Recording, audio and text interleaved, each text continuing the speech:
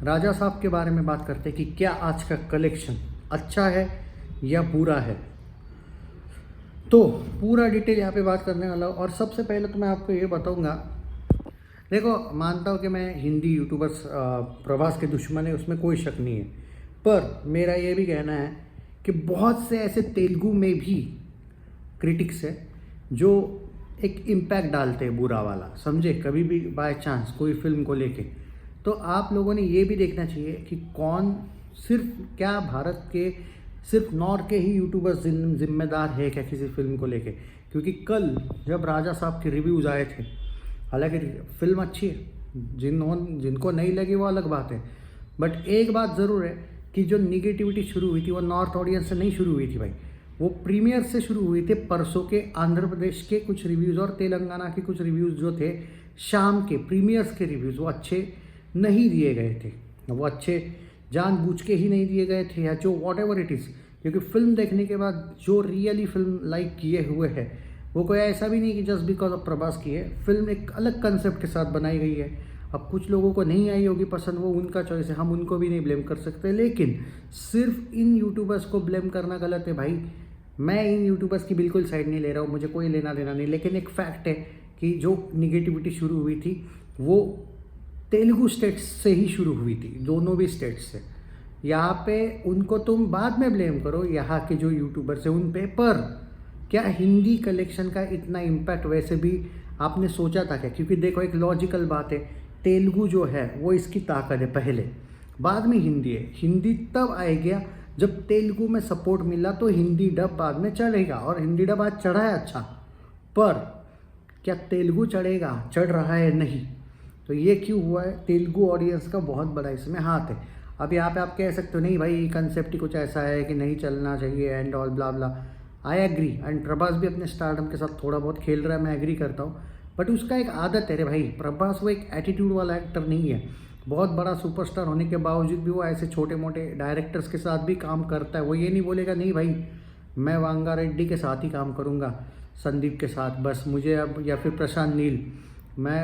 उसने इसको भी चांस दिया था अपना नाग अश्विन को, और उसने अपने आप को प्रूव किया। अब यहाँ पे मारुति को बहुत क्रिटिसिज्म मिल रहा है, मैं एग्री करता हूँ, बट आई डोंट थिंक कि इतना ज़्यादा क्रिटिसिज्म। हाँ, एक ओवर कॉन्फिडेंस वाला जो स्टेटमेंट दिया था उसने प्रेस में, एड्रेस वाला, वो शायद बहुत बैकफायर कर गया, मैं भी ये कह सकता हूँ मैं। और कुछ तेलुगु ऑडियंस ऐसी थी कि उस स्टेटमेंट को इन लोगों ने पकड़ लिया, और उसके बाद हिंदी ऑडियंस ने वही स्टेटमेंट को बहुत आगे फेमस कर दिया, बहुत सी यूट्यूबर्स ने। तो ये डेफिनेटली असर, और उस निगेटिविटी के वजह से क्या ये फिल्म राजा साहब वर्ल्ड वाइड 500 करोड़ के लिए स्ट्रगल करेगी क्या? मेकर्स के हिसाब से तो लग नहीं रहा है। आज तो केक काटा भाई मेकर्स ने, ब्लॉकबस्टर लिख लिया, केक काटा। पर भाई वर्डिक जो होता है वो मेकर्स थोड़ी दे सकते हैं। आप केक काट रहे हो या जो भी वो कर रहे हो, मेरा ये कहना है। और एक अच्छी बात की लेकिन मेकर्स ने आज, बाय द वे आपको बता दूं, 9 बजे तक 21 करोड़ आया है, 10 बजे तक 25 वगैरह करोड़ नेट देखने को मिलेगा। नेट में 25 करोड़ मतलब कितना होता है मालूम है? और वो ओवरसीज़ वगैरह का भी थोड़ा बहुत ऐड कर लो, भारत का ग्रॉस ऐड कर लो। नेट में 25, आप 35 40 भारत का ग्रॉस, उसमें से ग्रॉस भाई 10-15 फॉरेन का भी ऐड कर लो, 10-20 कर लो, चलो 60, 172 से लेके 200 करोड़ तक का पोस्टर आ सकता है। अब मेकर्स कैसा देते हैं पोस्टर वो नहीं पता, समथिंग अराउंड 1। हाँ, हो सकता है कि वो बाद में, डेफिनेटली एक बात तय है, सैकनिल वगैरह कम दिखाता है कलेक्शन, हो सकता है कि वो 25 का बाद में 30-32 हो जाए, तो ओवरसीज़ में भी वो थोड़ा सा बढ़ के शायद 200 को टच कर ले पोस्टर वाले। तो 2 दिन में 170 से लेके 200 करोड़ का ग्रॉस हो रहा है। और क्या 400 से 500 करोड़ वाला एंगल होगा? पर वर्ल्ड वाइड ग्रॉस पे हिंदी में चांस मुझे देखना पड़ेगा कि हिंदी में इसको कितना चाहिए कलेक्शन कि हिंदी में हिट हो जाए। मुझे हिंदी का नहीं लगता है। वर्ल्ड वाइड ग्रॉस पे शायद 500-600 अगर जाती है तो ही ग्रॉस पे हिट होगी। If you talk about 300 crore 350 crore नहीं होगी। तो ये भाई प्रभास के फैंस ने थोड़ा ध्यान देना चाहिए। अगर प्रभास के फैंस थोड़ा बहुत सपोर्ट कर ले इस फिल्म को एक वीक के लिए, तो शायद बोलते हैं ना सम हाउ इसको एवरेज या हिट टाइप का वर्डिक्ट मिल सकता है। बट ये सब उन पर डिपेंड करता है। हिंदी ऑडियंस थोड़ा बहुत चढ़ा चुकी है फिल्म को आज, बट और इनफैक्ट मैं ये गारंटी देता हूँ कि हिंदी ऑडियंस थोड़ा बहुत एक वीक आपको थोड़ा बहुत कलेक्शन दे देगी, लेकिन इसका जो मेन ताकत है वो तेलुगु है। तेलुगु ने चढ़ाना ज़्यादा ज़रूरी है, हिंदी ने नहीं। अब एक बात बता देता हूँ तेलुगु का क्या एंगल हुआ है। अब तेलुगु ऑडियंस का क्या हुआ है वो सुन लो। तेलुगु ने क्या किया, मॉर्निंग आज 29% था, आफ्टरनून आज 47% था, इवनिंग 49% था। यही आफ्टरनून कल 56% था और इवनिंग 56% था, दोनों भी। आज 46 और 48 है, मतलब क्लियरली दिख रहा है you can not blame Bollywood और या फिर नॉर्थ, क्योंकि आज इनफैक्ट देखो हिंदी का तो ऑक्यूपेंसी ऑलमोस्ट जो कल था वो आज है। Morning 6%, 6.7, afternoon 12.5 and evening 13.1। और व्हाट कैन यू एक्सपेक्ट, क्योंकि यहाँ पे जिस लेवल पे धुरंधर खतरनाक, इनफैक्ट धुरंधर तो भाई सच बोलूँ आज हैदराबाद में धुरंधर हाउसफुल चल रही है, समझो बात को भाई। इम्पैक्ट तो हुआ है तेलुगु ऑडियंस की वजह से ही, ये ज़्यादा इम्पैक्ट हुआ। You can blame this YouTubers, no doubt इन्होंने मोरनगिरी की है, बट नहीं भाई ये ज़्यादा इम्पैक्ट उन वजह से पड़ा है। बाय द वे आज एक ट्रिक यूज़ की है मेकर्स ने, ये ट्रिक वर्क करेगी क्या पता नहीं।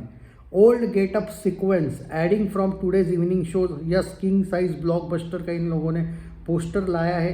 मेकर्स ने इसको ब्लॉकबस्टर डिक्लेयर कर दिया है बाय द वे। और ओल्ड गेटअप सीक्वेंस आज आने वाला है फिल्म का। और हाँ मैंने सुना है, कुछ लोगों से बात भी हुई मेरी, इवनिंग के शोज़ में ये लोग ला रहे हैं वो शो, थोड़ी देर बाद शायद इसको लेके बातें हो भी जाए। अब वो कितना इम्पैक्ट करता है कितना नहीं वो नहीं पता, बट एक बात तो है कि एक क्लियरली देखने को मिला है कि बहुत से ऐसे नॉर्मल पब्लिक है उनको फिल्म पसंद आई है। लेकिन खुद मैं ब्लेम क्यों कर रहा हूँ मालूम है तेलुगु ऑडियंस को, ठीक है नहीं आई पसंद वहाँ तक ठीक है, लेकिन ये लोग जो एक का दो बता रहे हैं ना, मतलब भाई जानबूझ के एक देखो निगेटिविटी करना अलग बात है और करवाना बाकियों से वो भी अलग बात है। तो ये लोग मेक श्योर कर रहे हैं कि फिल्म इतनी डूबे, शायद हो सकता है कि रामचरण की गेम चेंजर डूबी थी तो ये भी चाहते हैं, क्योंकि उस टाइम पे मुझे याद है प्रभास के फैंस ने बहुत लताड़ा था इन लोगों को।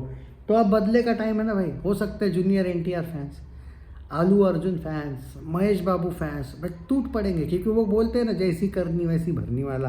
अब तुमको मैं उस टाइम पे बोला था कि थोड़ा सा शांत रहो गेम चेंजर वगैरह के वक्त, अब हुआ तो ये लोग उस चीज़ का फ़ायदा। और देखो भाई हिंदी ऑडियंस को क्या चाहिए था, हिंदी ऑडियंस को नहीं हिंदी यूट्यूबर्स को क्या चाहिए था, कोई एक क्लू कि पेलना है, और इनको वही मिल गया कि तेलुगु ऑडियंस ही पेल रही है तो हम तो और ज़्यादा पेल लेते। ये इसका इम्पैक्ट हुआ है। हालांकि फिल्म मैंने तो वही अच्छा लगी मुझे। अब चलेगी नहीं चलेगी ये प्रभास फैंस पर डिपेंड करता है, but still you have that, तुम्हारे जो फ़ैन क्लब है वो ज़बरदस्त है।